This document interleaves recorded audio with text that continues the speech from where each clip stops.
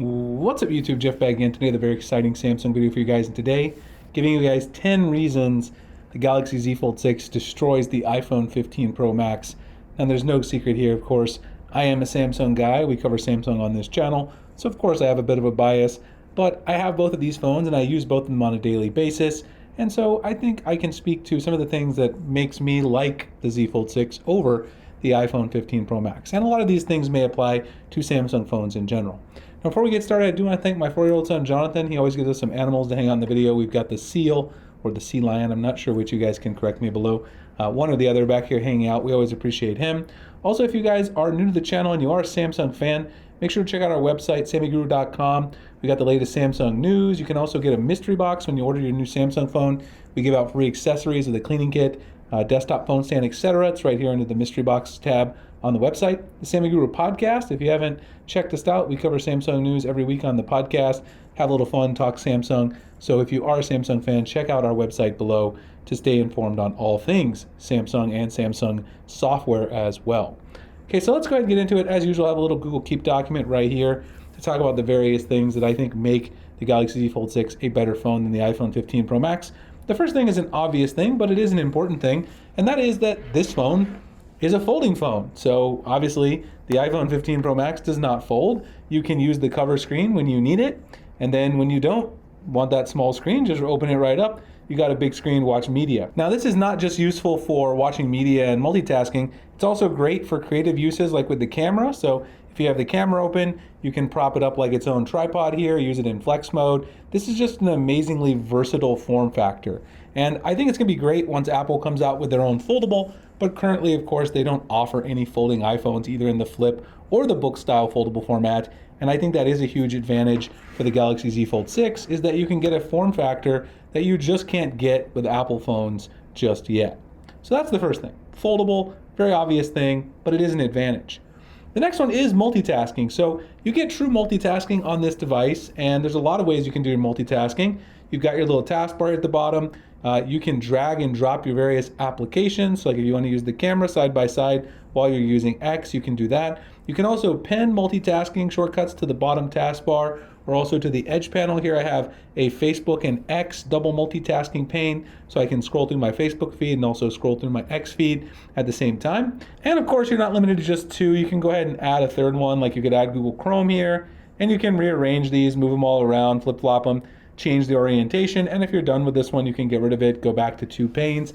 The multitasking on the Galaxy Z Fold 6 is just incredible. It's one of the best features of having such a large canvas. You can move around. The iPhone still has absolutely no multitasking, which is actually incredibly sad considering how large this phone is. I really can't do any side-by-side split-screen multitasking or the pop-up view. You guys have seen me using the Google Keep document over here. This little pop-up view multitasking is amazing. I really don't see why Apple can't add those things to the iPhone, but they probably want you to not use it here because they want you to buy an iPad. And Samsung doesn't do that, even though they have a tablet lineup. I love that they offer true multitasking on their flagship devices. Up next on my list is the S Pen. Now, of course, we know over here, Apple does not have an Apple Pencil that's compatible with the iPhone. They say they're never going to have an Apple Pencil compatible with their phones. That's what Steve Jobs said. Who knows if that stays true in the Tim Cook era and beyond. But the S Pen is an amazingly useful feature on the Galaxy Z Fold 6.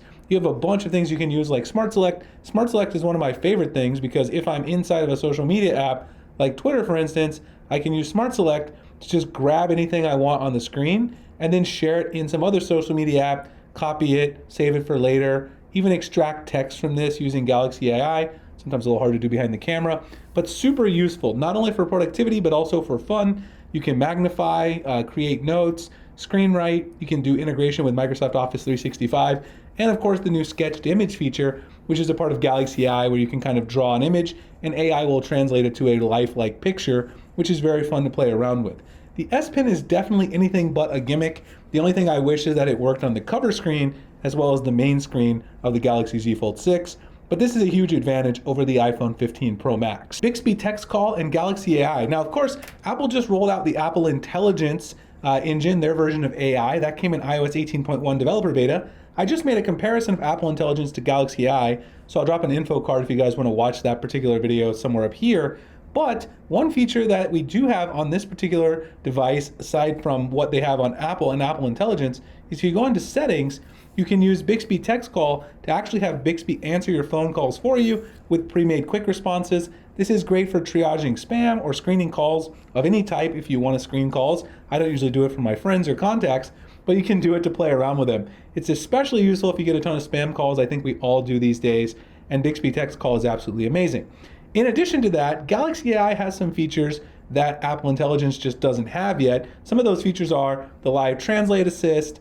They also have, as I said, sketched image, the photo ambient wallpaper. Photo assist is coming later in the year to iPhones, but it's not in the current version of Apple Intelligence. And browsing assistance a little more robust on the Galaxy devices versus what's going to be available in Apple Intelligence. Overall, I think Samsung has a head start when it comes to AI. Galaxy AI is ahead of where Apple Intelligence is right now, and I think it'll be ahead of where it is in October as well. Of course, we'll do a full comparison when the stable version of Apple Intelligence arrives. The next thing is Circle to Search. Now, this is a super useful feature on the Galaxy phones that came to light when we rolled out Galaxy AI in January. And now if you hold down the little button here at the bottom, you can circle anything on the screen and get information directly with Google. So you see I searched this part of my website and you see more information about One UI 7 here because that's what it's talking about. It's very, very useful in terms of its accuracy, and it's also very simple and quick to use.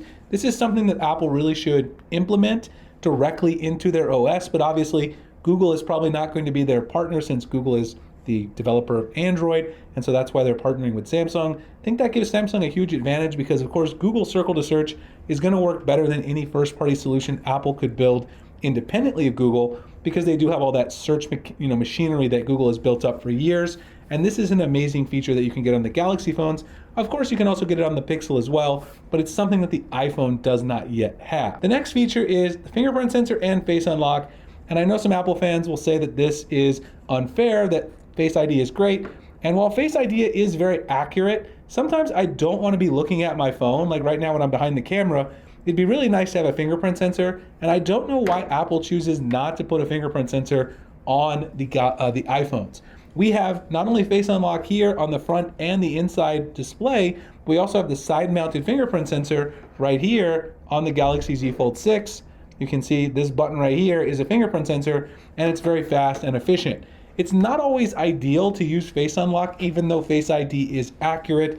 I would really like to see Apple add that, and I still think it's a huge reason why I prefer to use my Galaxy phone over any iPhone as well. The next one is also something that you may think is a small deal, but to a lot of people who travel around the world, this is actually a big deal. The iPhone only allows eSIMs, and that's not the case with the Galaxy devices. You can see right here, this part right here of the Galaxy Z Fold 6, you got a physical SIM tray.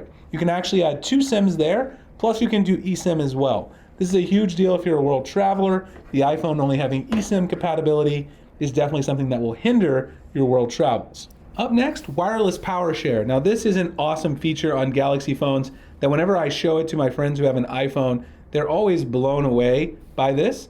And basically if you search the settings, wireless power sharing battery, you turn this on, what it's going to let you do is you put your device on the back of your Galaxy phone, like the Z Fold 6. You can put like your Galaxy Buds 3 Pro on there and it'll charge up your buds. Now, the current smartwatches, the Galaxy Watch 7, Watch 7 Ultra, or Watch Ultra rather, they do not work with wireless power sharing like past Galaxy Watch models.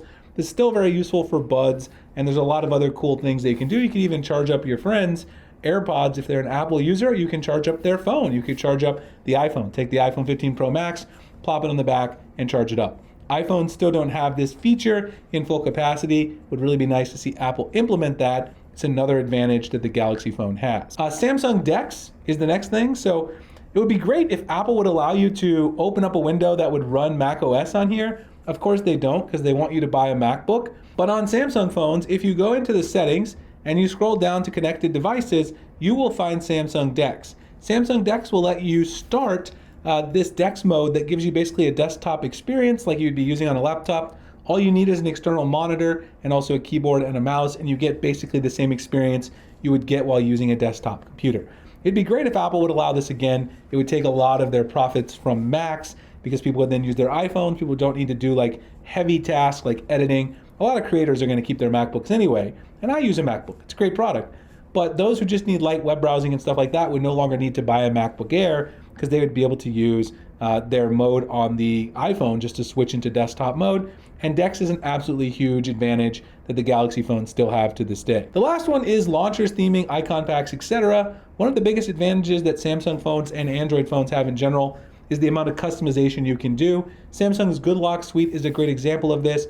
You can customize everything on your device, including if you use Theme Park, your icon pack, you can get completely custom icon packs. You can change your S Pen menu. You can get live wallpapers that you custom edit with custom effects. Change your lock screen at a higher level, change your keyboard colors. These are things that Apple doesn't offer, and there's some things that they're trying to offer in iOS 18, but they're still not the same level as Samsung when it comes to customization. Anyway, hope you guys enjoyed this video. If you did, like, comment, subscribe. Let me know if you agree or disagree. What are some things that make you want to use a Samsung or Android device over the iPhone? Or if you use iPhone, what are some things that keep you on your iPhone that you would not then want to switch to a Samsung or Android phone? I'd love to have a conversation in the comments with you guys. Again, check out our website, sammyguru.com, if you're interested in Samsung news, tips, tricks, etc. Appreciate it, guys, and I'll see you in the next one. Thanks a lot for watching.